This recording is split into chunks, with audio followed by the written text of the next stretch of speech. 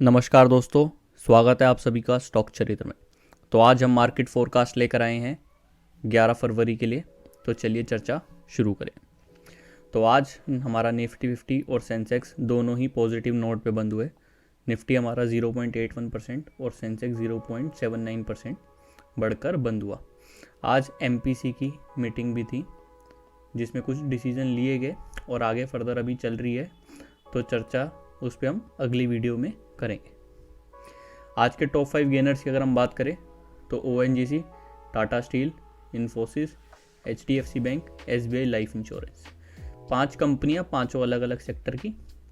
और जैसे कि टाटा स्टील का तो हम बताते हुए आ रहे हैं कि ऑब्वियसली इसकी जो करेक्शन टाइम है वो कंप्लीट हो गया है। उसकी रेंज के बाहर ये निकलने की पूरी कोशिश कर रहा है और बहुत जल्दी ये बहुत ऊपर तेज़ी से जा सकता है। जैसे कि हमने लास्ट वीडियो में भी कहा था कि 2-3% की जो इसमें ग्रेजुअल जो इंक्रीज़ हो रहा है वो एक तरीके का बड़े टाइम फ्रेम के हिसाब से उसका ब्रेकआउट कंसीडर किया जा सकता है। लेकिन वो सारी जो डिटेल्स हैं वो एक्चुअल जब हम बड़े टाइम फ्रेम में चार्ट को ढंग से एनालिसिस करेंगे तब पता लगेगी, जिसके लिए आप हमारा टेलीग्राम चैनल ज्वाइन कर सकते हैं जहाँ पे ये सारी एनालिसिस प्रोवाइड करी जाती है। आज के टॉप 5 लूजर्स की हम बात करें तो Maruti Suzuki, BPCL, IOC, Shri cement, UltraTech cement. तो जैसे कि आप देखेंगे ये दोनों एक ही सेगमेंट की कंपनी है और ये दोनों भी एक ही सेगमेंट की कंपनी है। अगर हम बीपीसीएल की बात करें तो बीपीसीएल का गवर्नमेंट डिसइन्वेस्टमेंट करना चाह रही है। बीपीसीएल की एक रिफाइनरी है, उसको वो पहले बीपीसीएल से अलग कर रहे हैं और उसके बाद उसको डिसइन्वेस्ट करेंगे। तो इसकी जो वैल्यूएशन है, इसलिए आप देखेंगे रेगुलरली इसकी जो प्राइस वैल्यू है वो डाउन होती आ रही है।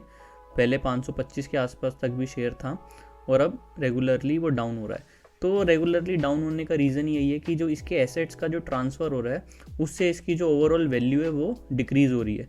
तो उस हिसाब से इसका रीवैल्यूएशन हो जा रहा है। तो जब तक इसका एक्चुअल डिसइन्वेस्टमेंट नहीं हो जाता कि जो पार्टी जो लेगी इस कंपनी को उसको क्या क्या मिलने वाला है बीपीसीएल में, तब तक इसकी एक्चुअल वैल्यूएशन निकल कर नहीं आएगी। तो तब तक इन्वेस्टर्स को वेट करना चाहिए और देखना चाहिए कि गवर्नमेंट इसका आगे जो डिसइन्वेस्टमेंट है वो किस तरीके से प्रपोज कर रही है। सेकंड अपडेट इसमें है कि वेदांता के जो मालिक हैं अनिल अग्रवाल, वो चाहते हैं इस कंपनी को ख़रीदना और बीच में बहुत ज़्यादा चल रहा था कि वो वेदांता के थ्रू ही इस कंपनी को ख़रीदेंगे। लेकिन कल उन्होंने ये क्लियर कर दिया कि जो भी बीपीसीएल को वो ख़रीदेंगे वो वेदांता के थ्रू नहीं खरीदेंगे। और जो वेदांता का रीऑर्गेनाइजेशन की बात आ रही थी कि वो एल्युमिनियम अलग कर देंगे, स्टील एंड मेटल्स अलग कर देंगे एंड ऑयल एंड गैस का बिजनेस अलग कर देंगे, तो वो भी अभी वो नहीं कर रहे हैं। तो इससे जो इन्वेस्टर्स हैं उनको थोड़ा रिलीफ हुआ कि बिजनेस का रीऑर्गेनाइजेशन नहीं हो रहा, जिससे कि उनको जो डिविडेंड मिलता है 30% प्रॉफिट पे वो मिलता रहेगा। अगर हम निफ्टी के चार्ट की बात करें तो हम रेगुलरली बात करते आ ही रहे हैं कि किस तरीके की फॉर्मेशन है और डॉटेड लाइंस के थ्रू आपको पता लग ही रहा है कि क्या हमारा वेव काउंट है। अगर आपको वेव काउंट जानना हो तो आप हमारी पिछली वीडियोस देख सकते हैं, उसके बाद आपको क्लियर हो जाएगा। आगे वाले पोर्शन पे चलते हैं। ये हम जो बात कर रहे थे कि हमारी सी वेव है, सी का हमारा 1 हो गया, 2 हो गया, 3 ऐसा लग रहा है यहाँ पे कंप्लीट करके हम ऊपर की तरफ आ गए हैं। एक छोटा सा डिप और उम्मीद है हमें कि यहाँ लगेगा और उसके बाद कहीं ये वाली करेक्शन भी कंप्लीट हो जाएगी। तो जैसे कि हमने बताया था कि जब भी कोई ट्रेंड ऊपर की तरफ जाता है तो उसकी करेक्शन जो है वो ऐसी होती है ए, बी एंड सी। तो अभी हम सी में हैं, इस वाली जो वेव में है, तो कहीं ना कहीं अभी ये इसका भी एक छोटा सा टाइम फ्रेम कंप्लीट हो रहा है। उसके बाद देखते हैं आगे फर्दर कि किस तरीके की इसमें जो काम हो रहा है निफ्टी में। और रेगुलरली हम अपने टेलीग्राम चैनल पे इस चीज़ को शेयर करते रहते हैं कि निफ्टी में किस तरीके से काम हो रहा है, बाकी स्टॉक्स में क्या हो रहा है। और जो हमारा डिस्कशन पेज है उसके अंदर रेगुलरली जो डे है हमारा ट्रेडिंग आवर्स जो है उसमें रेगुलरली डिस्कशन होता रहता है कि स्टॉक्स के अंदर क्या काम हो रहा है। आज हम आपके लिए कंपनी लेकर आए हैं यूफ्लेक्स।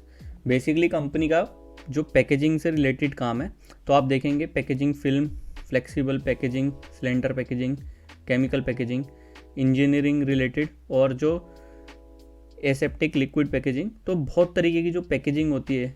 तो कंपनी जो प्रोडक्ट बनाती है उनको पैक तो उन्हें करना ही है, तो अलग अलग तरीके की कंपनी को ये पैकेजिंग सॉल्यूशन प्रोवाइड करते हैं। तो जैसे कि हम बात करें कि ये अमूल को देते हैं, साथ में आईटीसी को देते हैं, लोरियाल को देते हैं ऐसी बहुत सारी इंडियन एंड जो बाहर की कंट्री कंपनीज़ हैं उनको ये देते हैं अपने प्रोडक्ट, जिससे कि वो अपना सामान को पैक करके सेल कर सकें। अगर कंपनी के मैन्युफैक्चरिंग फैसिलिटीज़ की बात करें तो मैक्सिको में है, यूएसए में है, Nigeria, Egypt, Poland, Hungary, UAE, Russia, India में है, और ये 4 प्लांट इनके इंडिया में। तो आप देखेंगे लगभग कि ये नॉर्थ अमेरिका इन्होंने कर रखा है, साथ में अफ्रीका में इनका काम है, इंडिया में काम है, ये एशिया और यूरोप मिला के काम है रशिया में, साथ में मिडल ईस्ट में इनका काम है, और ये यूरोपियन 2 कंट्री में भी काम है। तो ऑल ओवर द वर्ल्ड देखें तो 5 कॉन्टिनेंट में इनका काम है, साउथ अमेरिका और ऑस्ट्रेलिया को छोड़ के। तो बहुत अच्छी कंपनी जो है ये, साथ में इनके मैन्युफैक्चरिंग प्लांट दुनिया भर की कंट्रीज़ में। तो धीरे धीरे कंपनी ग्रो कर रही है, और साथ में जो वर्क है वो भी अच्छा है कि आगे जो कंपनी है डिजिटल हो रही हैं, तो उनको प्रोडक्ट घर पे भेजना है, तो एक पैकेजिंग सॉल्यूशन बहुत ज़्यादा ज़रूरी है। तो एक उस डायरेक्शन में अच्छा काम कंपनी कर रही है। तो चलिए चार्ट पे चर्चा करते हैं। तो हम यूफ्लेक्स का चार्ट लेकर आए हैं, जो कि हमारा वीकली का चार्ट है। तो लगभग 2007 के आसपास से हमारा चार्ट है। कंपनी स्टार्ट हुई, नीचे गई, फिर ऊपर आई, नीचे गई, ऊपर आई। तो आप देखेंगे 1 2 3 4 5 के बाद कंपनी ने ऊपर की तरफ एक अच्छी जो मतलब ग्रोथ है, ट्रेंड है, वो ऊपर की तरफ का पकड़ा, और लगभग जो ये वाला हमारी वेव की हम बात कर रहे हैं, लगभग 100 रुपये से कंपनी 500 रुपये के आसपास हो गई। तो ये वाले जो 2 साल का स्पैन था, इसमें कंपनी अच्छी चली। फिर वापस एक बारी टेस्ट करने इस लेवल पे आई, और एक कोविड की फॉल में बहुत तेज़ी से नीचे आके वापस ऊपर आई, और तेज़ी से वापस ऊपर चलती गई। तो अगर आप ध्यान से देखेंगे तो एक कप टाइप की फॉर्मेशन हो रही है, और उसके बाद ये अब हैंडल बन रहा है। तो इसके बाद यहाँ से एक्सपेक्टेड है कि एक अच्छा ब्रेकआउट हमें देखने को मिलेगा, जो कि हम छोटे टाइम फ्रेम में देखेंगे तो एकदम क्लियरली दिखाई दे सकता है कि यहाँ पे क्या हमारा लोअर साइड पे सपोर्ट है, ऊपर हमारा क्या रेजिस्टेंस होगी, और फर्दर हमें क्या लेवल देखने को मिल सकते हैं। तो चलिए एक बार इस छोटे टाइम के टाइम फ्रेम पे देखते हैं। तो ये हमारा डेली का टाइम फ्रेम का एक हम चार्ट लेकर आए हैं। तो अगर आप देखेंगे जुलाई में बहुत अच्छी वॉल्यूम के साथ एक ब्रेकआउट आया, गैप अप ओपनिंग हुई, वापस आया, दोबारा ये वाले लेवल जो हमारे हैं 481 रुपये का वो टेस्ट हुए। यहाँ पे 481 रुपये का टेस्ट करके हम तेज़ी से वापस ऊपर गए। फिर ये वाले जो हमारे लेवल थे 563 रुपये के, वापस हमने यहाँ पे एक रेजिस्टेंस ली, और उसके बाद एक ही रेंज के अंदर काम कर रहे हैं, जो कि ऊपर की तरफ 563 और नीचे की तरफ 481 है। अगर हम LTP की बात करें तो लगभग 518 रुपये का LTP चल रहा है। लोअर साइड पे हमारा जो लेवल है वो 481, और पहला जो हमारा जो लेवल है 563 रुपये का है ऊपर की तरफ।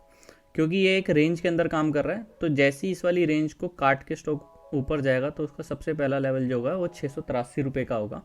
तो अगर हम रिस्क रिवॉर्ड जो है हमारा आज की डेट में वो कैलकुलेट करें तो नीचे की तरफ हमारा लगभग 37 रुपये का लेवल है, और 518 से अगर हम ये वाले जो लेवल है हमारे 683 रुपये के, अगर हम इसकी बात करें तो लगभग मोटा मोटा हमारा 165 रुपये का लेवल है। अगर हम इसका रिस्क रिवॉर्ड निकालते हैं तो हमारा 1:4.5 के आसपास हमारा कहीं रिस्क रिवॉर्ड आ जाता है। तो एक छोटे टाइम के हिसाब से देखें तो बहुत अच्छे रिस्क रिवॉर्ड पे स्टॉक अवेलेबल है। कंपनी का काम बहुत अच्छा है, अच्छे लेवल पे खड़ा है, एक रेंज बाउंड मूवमेंट है, और एक छोटा स्टॉप लॉस है। अगर हम ऊपर की डायरेक्शन में यहाँ से काटते हैं तो बहुत अच्छे हमें रिटर्न्स जल्दी देखने को मिल सकते हैं। और अगर एक्सपेक्टेड बात करें तो 60 से 75 डेज़ के अंदर ये वाले लेवल आ सकते हैं, ये वाला लेवल कट करने के बाद।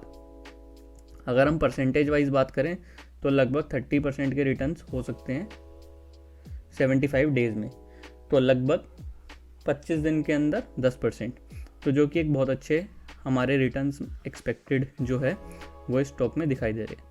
तो जो भी हमने यहाँ पे बात करी है अभी वो एक एजुकेशनल पर्पस से ही करी है, हमारी किसी तरीके की कोई रिकमेंडेशन नहीं है आपको कि आप ये वाला स्टॉक लीजिए या बेचिए। आपको जो भी डिसीजन लेना है अपने फाइनेंशियल एडवाइज़र, अपने टेक्निकल एडवाइज़र, या जो भी व्यक्ति आपको गाइड करता है फाइनेंशियली, उसकी मदद से ही लेनी है। ये जो भी यहाँ पे डिस्कशन हुआ है ये प्योरली एजुकेशनल व्यू है, हम आपको किसी तरीके की कोई रिकमेंडेशन नहीं कर रहे। आपको हमारी वीडियो पसंद आई हो तो लाइक ज़रूर करिए, चैनल को सब्सक्राइब करिए, और आगे अपने दोस्तों को से शेयर करिए, जिससे कि स्टॉक चरित्र जो हमारा है उसका फ़ायदा और भी लोगों को पहुँचे। Thank you, have a nice day.